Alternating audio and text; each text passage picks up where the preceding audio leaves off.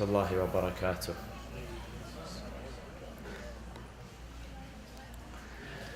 أعوذ بالله السميع العليم من الشيطان اللعين الرجيم. بسم الله الرحمن الرحيم. الحمد لله رب العالمين، والصلاة والسلام على أشرف الأنبياء والمرسلين، حبيب إله العالمين أبا القاسم المصطفى محمد، وعلى آل بيته الطيبين الطاهرين المعصومين المنتجبين. أعوذ بالله من الشيطان الرجيم. بسم الله الرحمن الرحيم. وأذان من الله ورسوله إلى الناس يوم الحج الأكبر أن الله بريء من المشركين ورسوله. صدق الله العلي العظيم. وصلوا على محمد وآل محمد.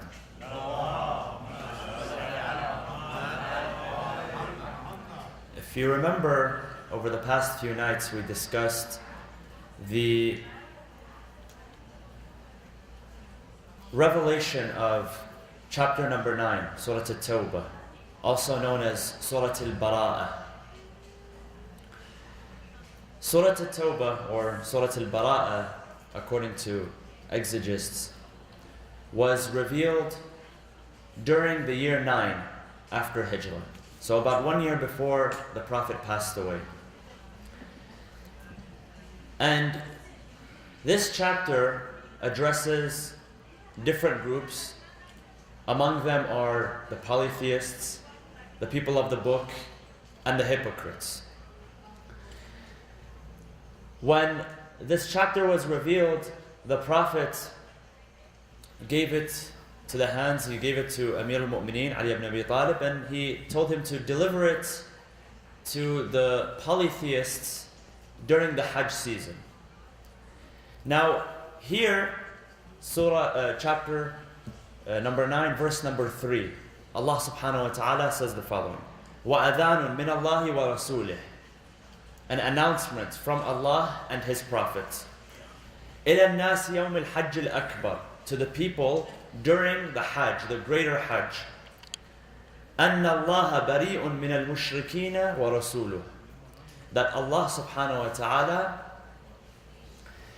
Him and His Prophet have nullified or have abrogated the treaty, the peace treaty which exists between them and the polytheists. Now this verse, according to commentators, did the following. It placed the following into effect. Number one, it prohibited the polytheists from attending the Hajj. Remember, up until that time, the Hajj was not exclusive to the Muslims. Many people would come and perform the Hajj,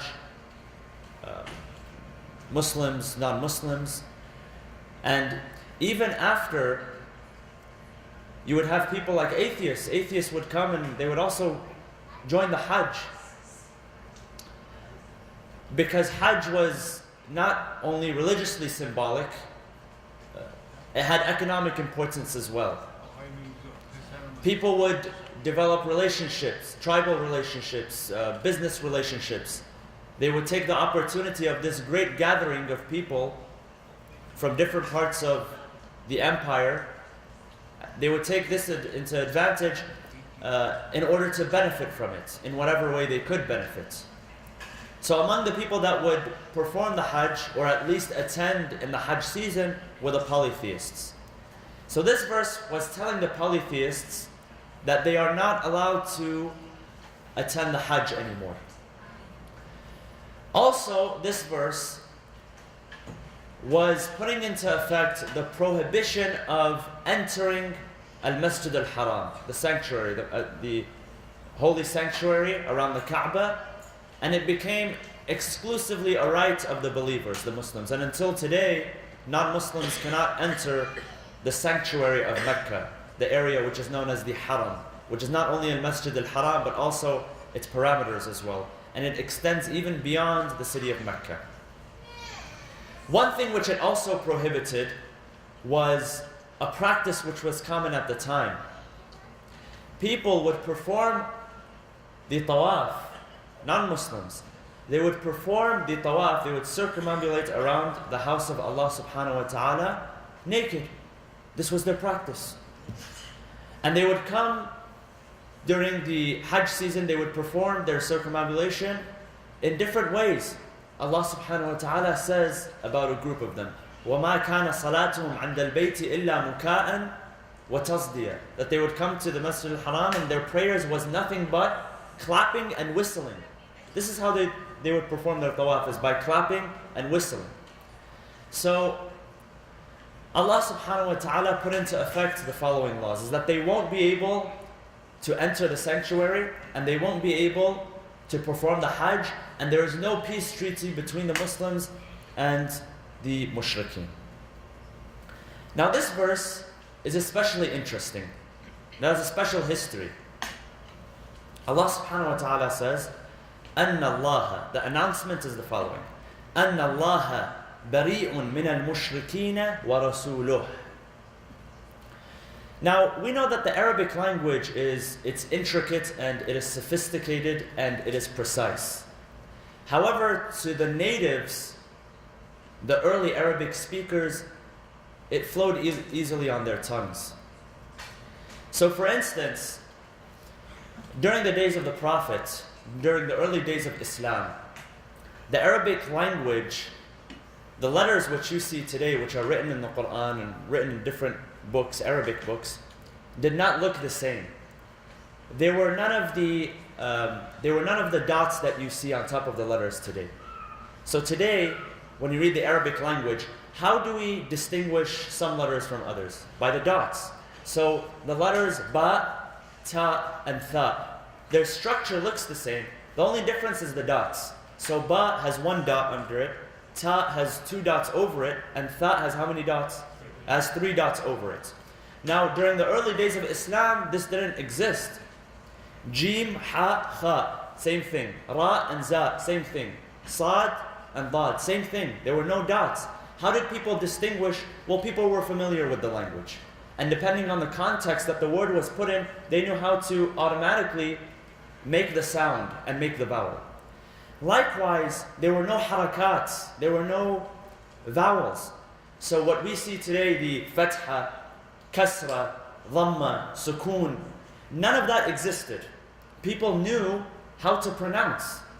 By the context and by where the word was placed, they knew how to pronounce. Now, why does it concern this verse? This verse says the following, the announcement is the following, أَنَّ اللَّهَ بَرِيءٌ مِنَ الْمُشْرِكِينَ وَرَسُولُهُ, that Allah has abrogated the peace treaty. Allah and His Prophet have abrogated the peace treaty with the non-believers.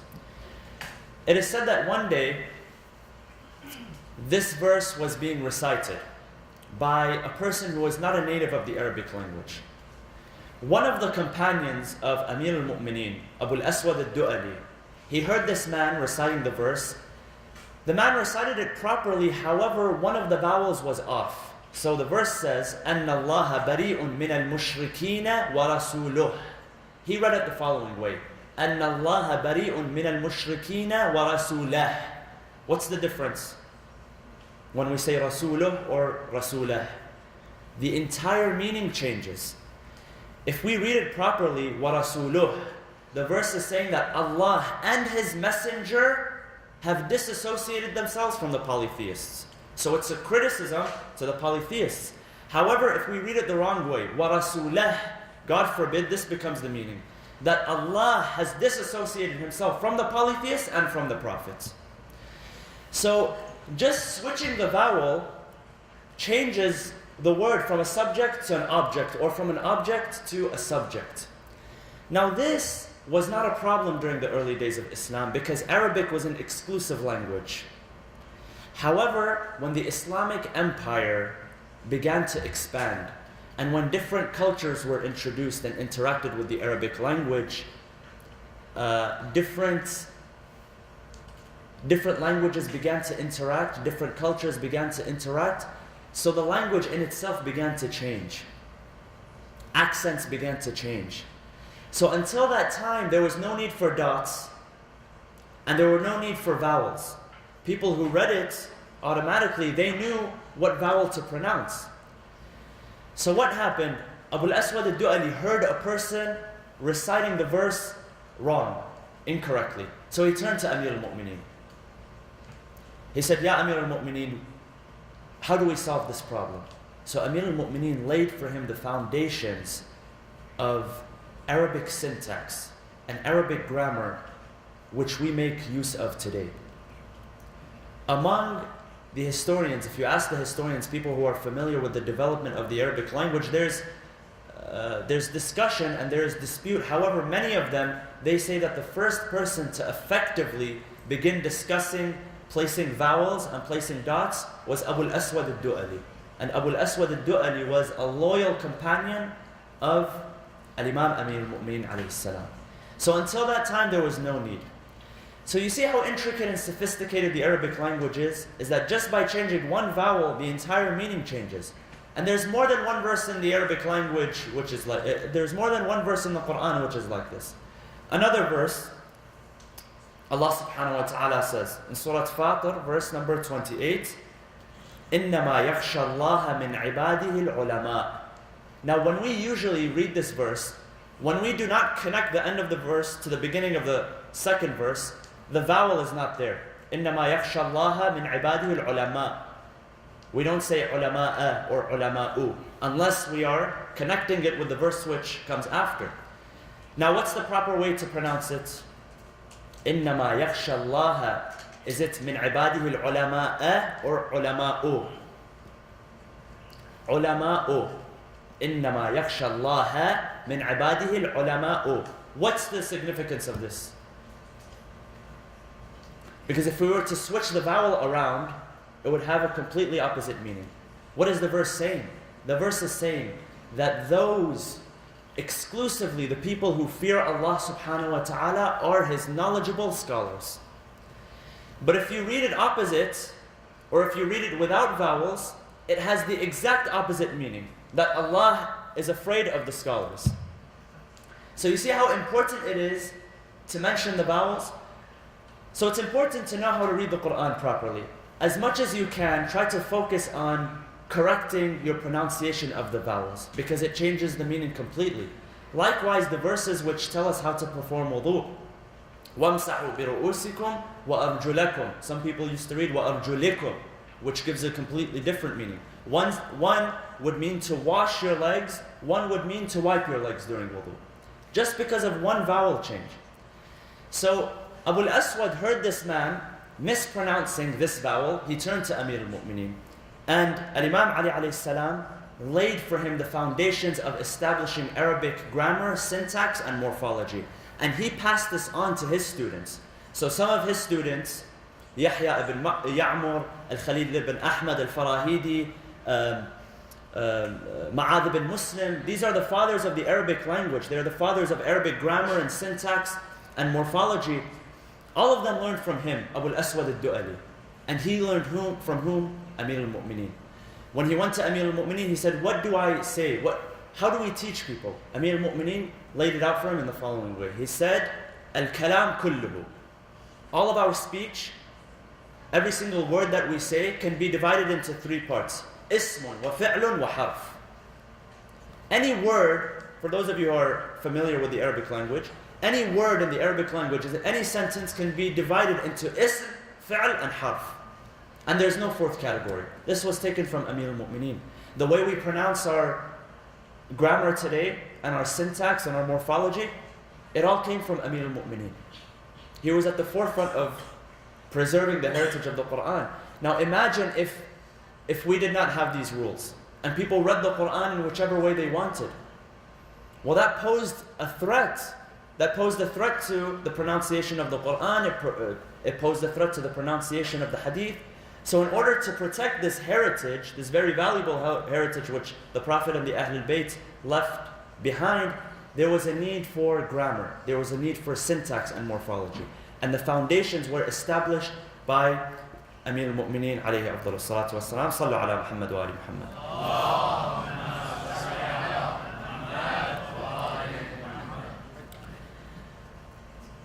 And it's not only that the foundations of the Arabic language were taken from Amir al-Mu'mineen. Even when you look to Islam today, different schools of thought of theology, the Ash'ari and the Mu'tazili schools of thought, they go back to the teachings of the Imams of Ahlul Bayt, which come from the teachings of Amir al-Mu'mineen. Even the different jurisprudential schools of thought, the Hanbali, Shafi'i, Hanafi, Maliki schools of thought, they go back to the 6th Imam, and from the 6th Imam back to Amir al-Mu'mineen. Amir al-Mu'mineen was the father of knowledge, he was the father of intellect, he was the father of wisdom. All of this goes back to him. And only one of his companions, Abu al-Aswad al-Du'ali, was at the forefront. He had many other companions that he taught. And he would tell them, go and spread my knowledge. Go and spread the knowledge which I have taken from Rasulullah. Now, you look at Abu al-Aswad al-Du'ali, although he was a follower of Ahl al-Bayt, Shi'i to the bone, however, he was known for his sincerity and he was known for his honesty. If you remember, a few nights ago we spoke about the narrators of hadith, which were from the school of thought of Ahl al-Bayt, which you find their names in all books of hadith, from our school of thought and other schools of thought. This man is one of them. His name is Dhalim bin Amr, Abu al-Aswad al-Du'ali. You find his hadith even in Sahih Bukhari and Sahih Muslim, because he was an honest man, he was a sincere man.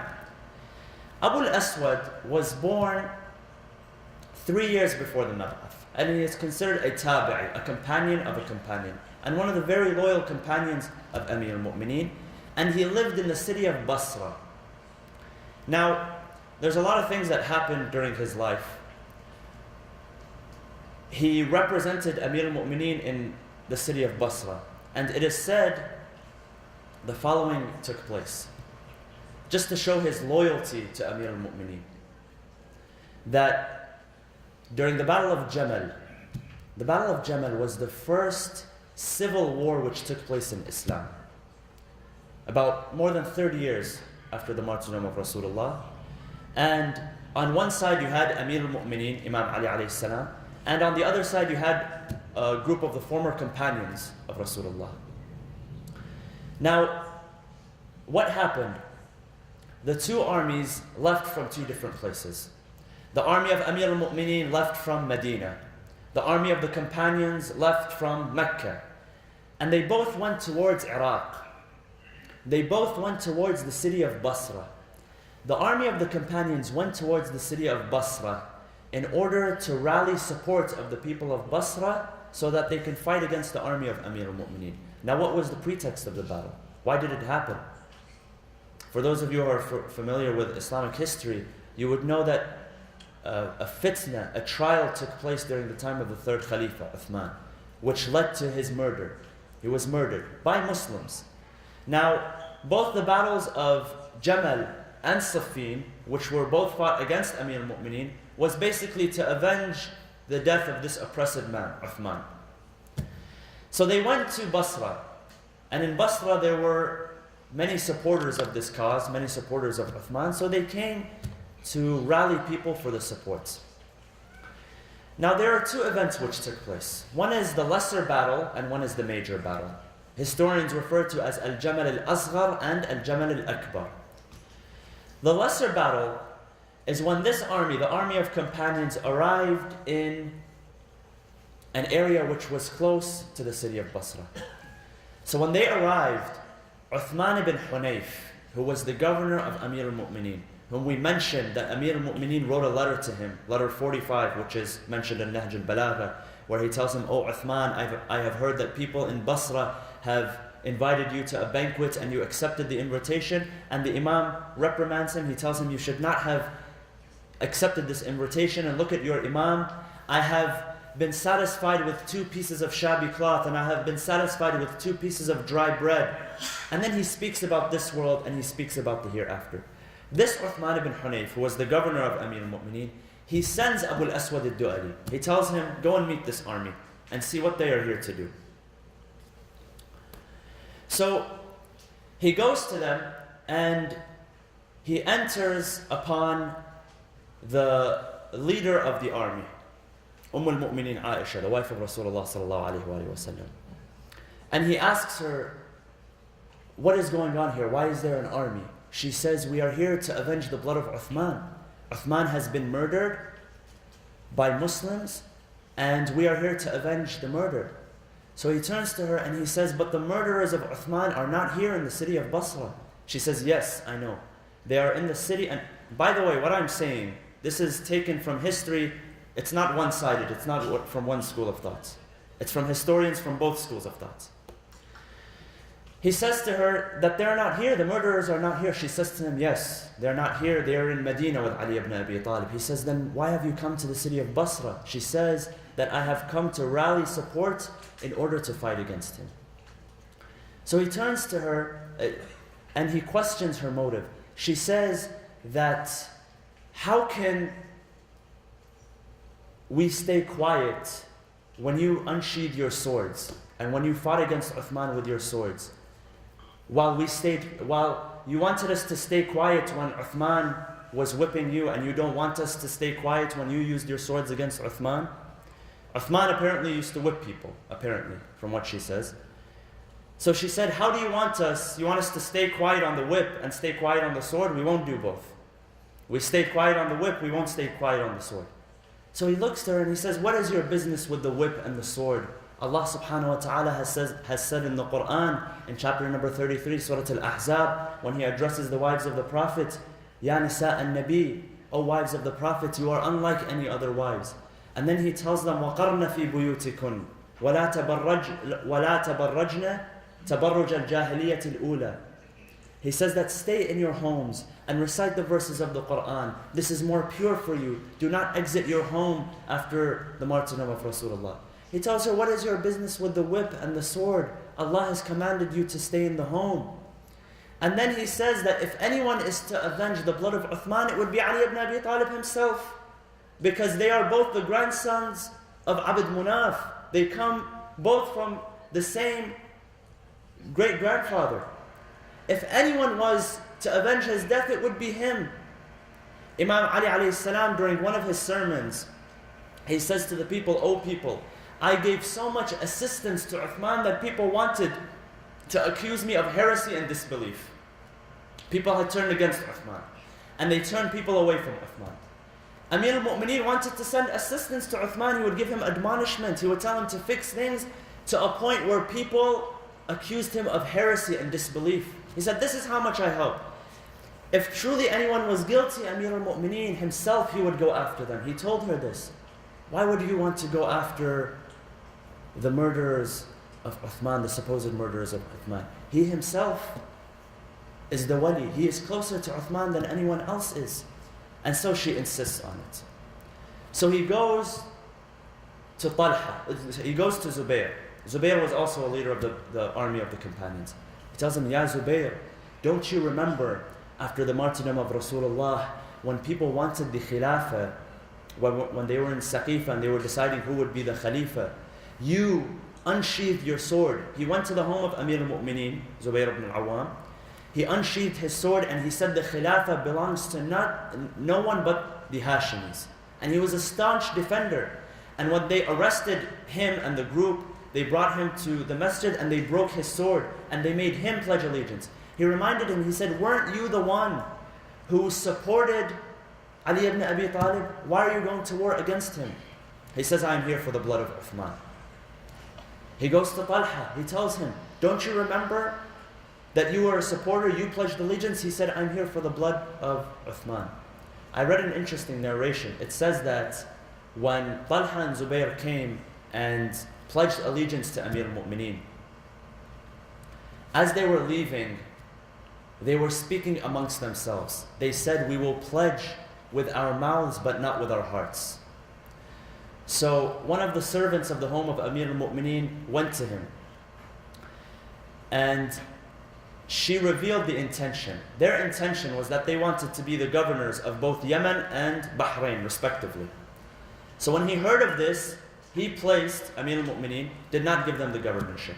He gave the governorship of Yemen to his cousin Ubaidullah ibn Abbas, and the governorship, Yemen and Basra. He gave the governorship of Yemen to Ubaidullah ibn Abbas and the governorship of Basra to Uthman ibn Hunayf. And this is where they turned against him. So he reminded him, he told them, aren't you here? Why are you here when you pledged allegiance? They said, we are here to fight, we are here to avenge the blood of Uthman. He turns to her, he turns back to her. He says, O mother of the believers, this is avoidable. She tells him, do not question my intentions. I am here to raise an army and I am here to fight. She says, do you think anybody has the guts to fight al-Mu'mineen? That everyone is going to try to hurt me? Anybody is going to try to harm me? This is where Abu al-Aswad al-Du'ali showed his loyalty to Amir al-Mu'mineen. He said, yes, wallah, we will fight if it has to. And we will fight in the most violent way. The truth is the truth. Amir al-Mu'mineen says during the Battle of Basra, during the Battle of Jamal, when one of his companions turns to him, he says, Ya Amir al-Mu'mineen, I look to the other side of the battlefield and I am recognizing faces which yesterday were with Rasulullah. Together we would pray with Rasulullah. Together we stood behind Rasulullah. Together we would fast with Rasulullah. So Amir al-Mu'mineen looks to him, he smiles, and he tells him, you seem to be a bit confused. Let me clear things up for you. He says, truth and falsehood is not determined by the actions of men. Don't look at this person and say that everything he does is true. Everything he does is good. He says, اعرف الحق تعرف أهله واعرف الباطل تعرف أهله. He says, know truth in itself and then you will recognize who is on the path of truth. Know who is evil and then you will know what is evil and then you will recognize who is evil. Don't look at this person and say that just because he's a relative of Rasulullah, just because he's a friend of Rasulullah, just because he's a companion, just because he's acquainted with Rasulullah, then he is excellent and infallible. Even with us in the school of thought of Ahlul Bayt, when we speak of the infallibility of the Imams of Ahlul Bayt, it has nothing to do with them merely being the relatives of Rasulullah. How many relatives of Rasulullah were not Banu Umayyah the relatives of Rasulullah? Were not Banu al-Abbas the relatives of Rasulullah? Was not Abu Lahab the relative of Rasulullah? Those people who inflicted the most damage to Islam were extended family members and acquaintances of Rasulullah. We don't define the truth by them. We know what truth is, then we follow those who are true. We know what evil is, and then we refrain from people who are evil. Truth and falsehood are truth and falsehood, not defined by a person and not defined by anybody's actions. Sallu ala Muhammad wa ali Muhammad.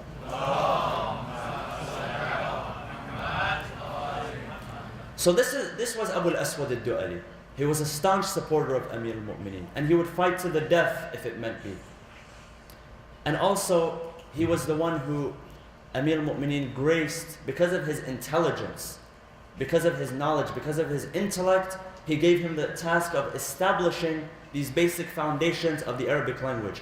Now, today, when we read the Quran, when me and you, even myself, I'm born in an Arab country and Arabic is my first language. However, had it not been for these contributions, the dots that are put over the letters and the vowels, I would probably not be able to read it correctly. Because of the integration, because of the interaction that we had with different languages and with different cultures, all of that affected.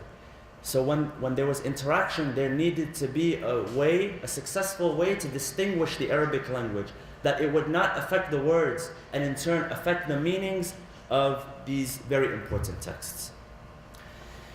And this is the way that they taught their children, the companions of Amir al-Mu'mineen.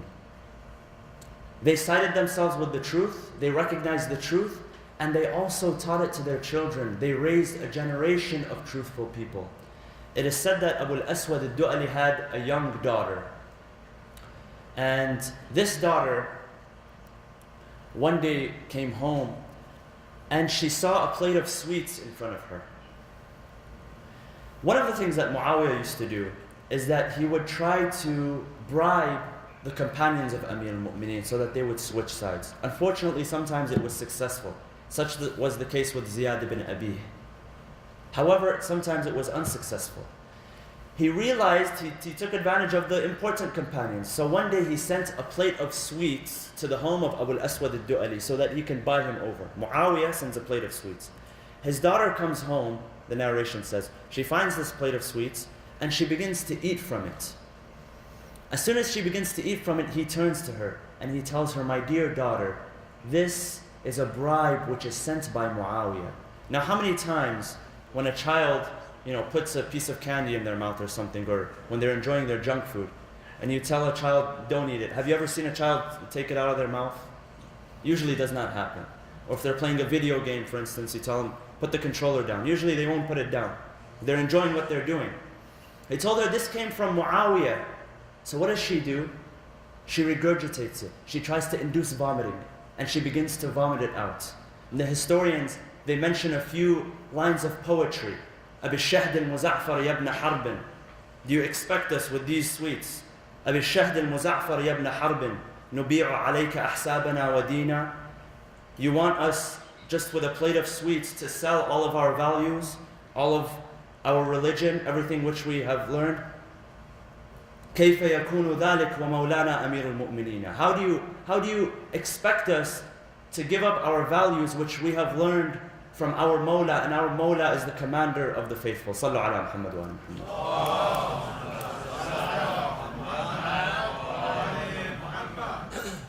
So they themselves loved the Ahlul Bayt. They themselves were loyal to Ahlul Bayt, and they taught their children the love and the loyalty of Ahlul Bayt. That's why the hadith says that teach your children. One of the things that you should teach your children is the love of Rasulullah and the love of the Ahlul Bayt of Rasulullah.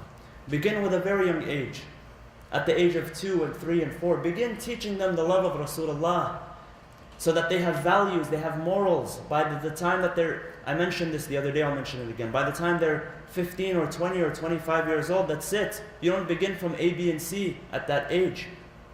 You don't expect a miracle at that age. By that time, they know what their values are, and they know that they should not compromise their values. These were the companions of Amir al-Mu'mineen. These were his loyal companions.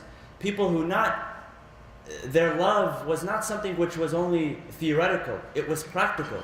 People who loved the Ahlul Bayt, and you can see how blessed that their work was from their love for Ahlul Bayt. All of us who have learned how to read the Quran because of the correct vowels and the correct pronunciation, all of that goes back to this man who learned from Amir al-Mu'mineen, his master. One day, Ziyad ibn Abi confronts him. Ziyad ibn Abi, who was the right-hand man of Muawiyah ibn Abi Sufyan, he confronts him. So he tells him, Ziyad says to Abu al-Aswad, he says, how much do you love Ali ibn Abi Talib? What do you think of Ali ibn Abi Talib? He says, my love for him increases day by day. Love doesn't always increase day by day. For many people, it decreases. When two people get married in the beginning, it's all lovey-dovey and they're all over each other and they're crazy about each other and they can't talk to anyone else and they can't go to sleep if they haven't talked to each other. And 60 years later, they can't go to sleep if they've talked to each other. It's the exact opposite. So love dies out. He tells him, every day that passes by, my love for my Mawla increases. He says, why? Why does my love for my Mawla increase? Because I love him for the sake of the hereafter. I know that by loving him, I am going to achieve the hereafter. So I love him every single day, more and more for the sake of the hereafter. While you love Muawiyah ibn Abi Sufyan every day, more and more you love him every day for the sake of this world, for the sake of this dunya. So this is the difference between the companions of a man like Amir al-Mu'mineen and the companions of a man like Muawiyah ibn Abi Sufyan. One day, Muawiyah ibn Abi Sufyan, he confronts him. He tells him, Ya Abu al-Aswad, I heard that you are talking to people about politics. You are rallying people about politics. He says, yes, I have been speaking to people about politics. Muawiyah did not accept any criticism. And a lot of people, a lot of companions of Amir al-Mu'mineen, it cost them their life criticizing Muawiyah. People such as Hijr ibn Adi and his companions. He says, I heard you've been talking to people about politics. He says, what have you been saying? He says, I rallied 1,000 of the Muhajirin, those who migrated with Rasulullah, and 1,000 of the Ansar. And I told them, who is more deserving of the Khilafah? At that time there was a dispute, who is more deserving of the Khilafah? Muawiyah ibn Abi Sufyan, who was avenging the blood of Uthman, or Ali ibn Abi Talib? Who is more deserving? Who is more deserving? The Muhajir, this is what he says, who is more deserving? The Muhajir, the one who migrated with the Prophet, with Rasulullah, or one of the Tulaqa, the one that Rasulullah expelled from Mecca? Who is more deserving? So Muawiyah confronted him, Ziyad confronted him, and he did not live an easy life. And this was the path that he had chosen for himself. And he will be always remembered as one of the greatest companions of Amir al-Mu'mineen. Let us try, brothers and sisters, since we are remembering Amir al-Mu'mineen, this great man, if we want to know more about his great personality, look at his students and look at his companions. A lot of their akhlaq, a lot of their morality reflects the morality of their master, Amir al-Mu'mineen. We ask Allah subhanahu wa ta'ala to allow us to assimilate ourselves with Amir al-Mu'mineen and his companions. We ask Allah subhanahu wa ta'ala to bless us and forgive us and have mercy upon us in this holy month, inshallah. Brothers and sisters, let us raise our hands and recite this verse 5 times for the recovery of those who are ill, for the mercy of those who have passed, for the blessings of those who are less fortunate than us in this holy month. These are the nights where Allah subhanahu wa ta'ala accepts our deeds. The hadith says that in the month of Ramadan, the gates of the heaven are open and the gates of the hellfire are closed. Let us take advantage of this. Let us ask Allah subhanahu wa ta'ala to have mercy and forgiveness upon us all in these holy nights, inshallah.